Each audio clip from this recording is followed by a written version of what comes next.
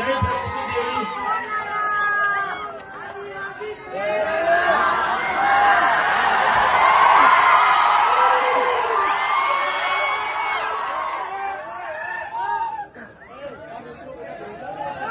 જય જોહાર, જય આદિવાસી, જય ગુરુ પ્રદેશ.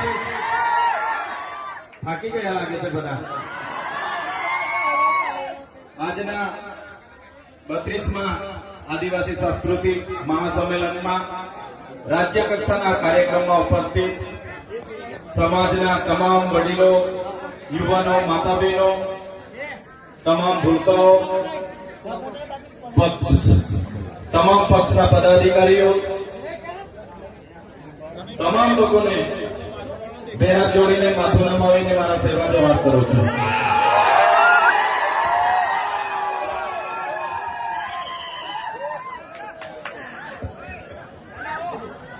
સાથીઓ, આ 32મું આદિવાસી સાંસ્કૃતિક એકતા મહાસંમેલન છે. આપણા વડીલ શ્રી અશોક દાદા જેઓ એકતાનું પ્રતીક છે. ભાઈને તમારે સાંભળવાની વ્યવસ્થા બદલી રાખજો, પછી મારો વારો આવશે. પણ અહીંયા આવીને જોયું તો હું એકલો જ છું અને આપણા વિપક્ષના પૂર્વ નેતા સુખરામભાઈ રાઠવા આપણા વડીલ છે. તો સાથીઓ, આ સમાજનું મંચ છે, કોઈ પાર્ટીનું મંચ નથી. આદિવાસી એકતા પરિષદ છેલ્લા 32 વર્ષથી સમાજને જાગૃત કરવાનું, એક કરવાનું કામ કરે છે. આ સમાજનું મંચ છે. આજે મેં આ સમાજના મંચ પર ઉપસ્થિત થયો છું ત્યારે મેં કોઈ પાર્ટીના ધારાસભ્ય તરીકે નથી, પણ આદિવાસી સમાજના ધારાસભ્ય તરીકે, આદિવાસી સમાજના ધારાસભ્ય તરીકે અહીંયા મેં ઉભો છું.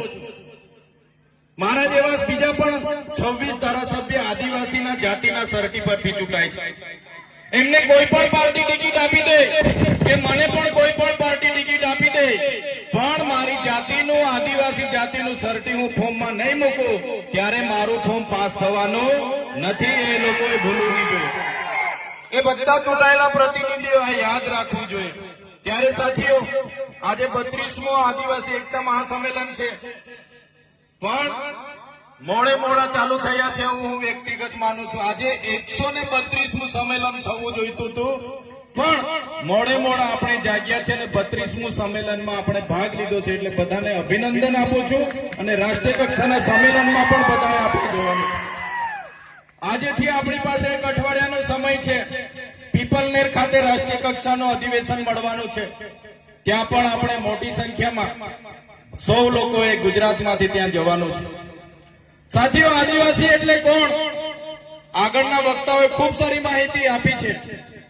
ત્યારે આદિ અનાદિ કાળથી વસનારો એટલે આદિવાસી હજારો વર્ષ પહેલાની આપણી સભ્યતા, આપણી સંસ્કૃતિ છે. સાથીઓ, આદિવાસી એ આ દેશનો મૂળ માલિક છે. આ પૃથ્વી પરનો સૌથી પહેલાનો કોઈ માનવી હોય તો એ આપણા આદિવાસી છે, એના આપણા પૂર્વજો છે. ધર્મ પૂર્વી આપણી સંસ્કૃતિ છે. સિંધુ ખીણની સભ્યતા હોય, મોહેંજો-દડો સંસ્કૃતિની વાત હોય તો એ આદિવાસી સંસ્કૃતિની સભ્યતા છે. સાથીઓ, આ સંસ્કૃતિ, આ સભ્યતા, આપણી રૂઢિ પરંપરાઓ, આપણી પ્રથાઓ, પૂજા વિધિ, આપણા રીત રિવાજો, આપણી રહેણી કહેણી, આપણી બોલી ભાષા, આપણા પહેરવેશ, આપણા વાજિત્રો, આપણા ઓજારો સચવાઈ રહેશે તે જ દિવસે આપણે આદિવાસી તરીકે બચી જઈશું. નહીં તો આવનારો સમય આપણા માટે કપરો સમય આવવાનો છે. આજે તમે જોઈ લો, આજે આપણા આદિવાસી પોતે આદિવાસી છે એ સાબિત કરવા માટે આજે મૂળ માલિકોને લાઈન ઉપર લગાડી દેવામાં આવ્યા છે. આગળ અશોક દાદાએ કીધું કે આજે આપણે આદિવાસીને મૂળ માલિક કહીએ છીએ, પણ આજે મૂળ માલિકની પરિસ્થિતિ આ સરકારોએ મજબૂરન આજે આપણને મજૂર બનાવી દીધા છે. આજે મૂળ માલિક 5 કિલો ચોખા અને 3 કિલો ઘઉં માટે 2 દિવસો લાઈન પર ઉભો રહે છે. આ પરિસ્થિતિ આપણી છે.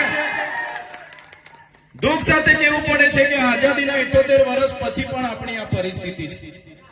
સાથીઓ, આજે માસ્તરો માટે આપણે આંદોલનો કરવા પડે છે.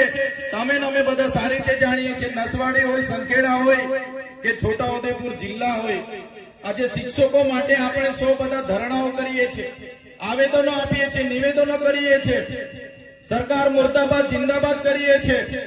છતાં આપણા વિસ્તારમાં શાળાઓ નહીં હોય, શિક્ષકો નહીં હોય, તો આવી પરિસ્થિતિ આજે પણ આપણી છે. આ વરવી વાસ્તવિકતા છે. કેમ આ પરિસ્થિતિ આપણી બની છે?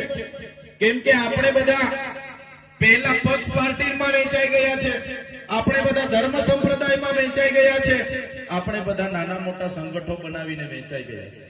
આપણામાં એકતા નથી. એટલા માટે જ આજે આદિવાસી સમાજની આ હાલત છે.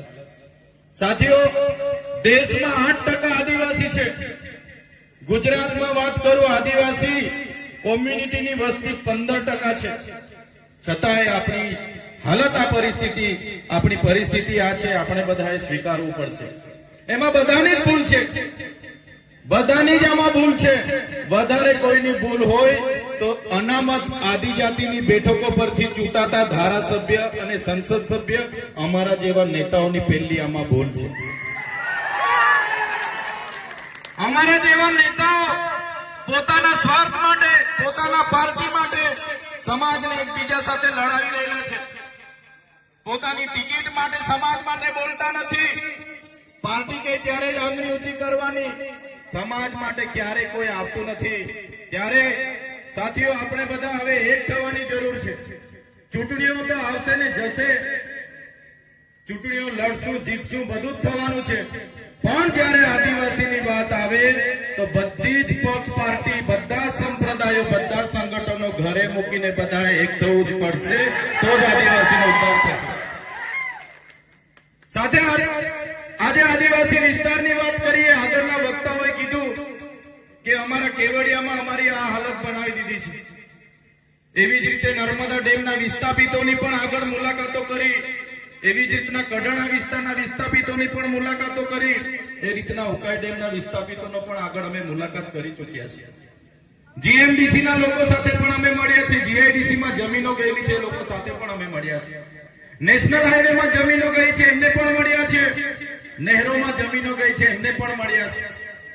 ત્યારે સાથીઓ, જ્યારે પણ પ્રોજેક્ટો આવવાના હશે, આવનારા ભવિષ્યમાં ભારતમાલા પ્રોજેક્ટ હોય કે ઝાલોદમાં એરપોર્ટનો પ્રોજેક્ટ હોય કે આ વિસ્તારના આંબા ડુંગરનો પ્રોજેક્ટ હોય, સરકારો આ મૂળ માલિકની કોઈ પણ જાતની પરવાનગી લીધા વગર બારોબાર એમના પ્રોજેક્ટો ચાલુ કરી દે છે. કેમ કે આજે આદિવાસી એક નથી. ત્યારે હું કહેવા માંગુ છું, આ મંચ પરથી કહેવા માંગુ છું કે સરકાર ગમે તેવા પ્રોજેક્ટો લઈને આવે, પણ જો જે દિવસે આપણે એક થઈને સરકાર સામે ઉભા હોઈશું, એ દિવસે કોઈના બાપની તાકાત નથી કે આપણા વિસ્તારોમાં કોઈ એક થવું પડશે, તો જ આમની સામે આપણે ટકી શકીશું. સાથીઓ,